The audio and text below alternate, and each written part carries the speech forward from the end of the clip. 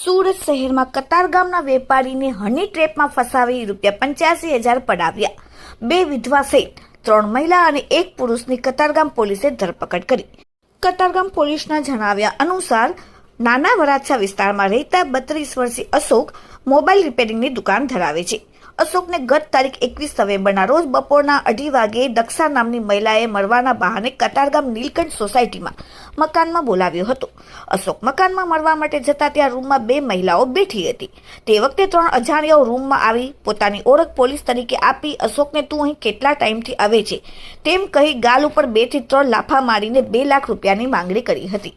છેવટે રકઝક બાદ અશોક પાસેથી ખોડલ કૃપા મેડિકલ સ્ટોર ખાતે લઈ જઈ તેના એકાઉન્ટમાંથી પૈસા ટ્રાન્સફર કરાવીને ₹85,000 લઈને નાસી ગયા હતા.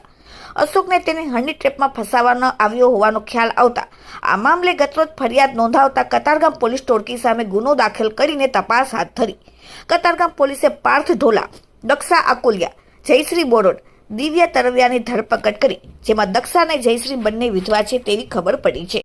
એટલું જ નહીં પણ સૂત્રો મુતાબિક યુવતી શરીર સુખ મારવા બોલાવી અને બીભત્સો વિડીયો ઉતારીને બ્લેકમેલ કર્યો હતો. હાલમાં સમગ્ર મામલે કતારગામ પોલીસે આગળની કાર્યવાહી શરૂ કરી. Bureau report, daily India TV, Surat.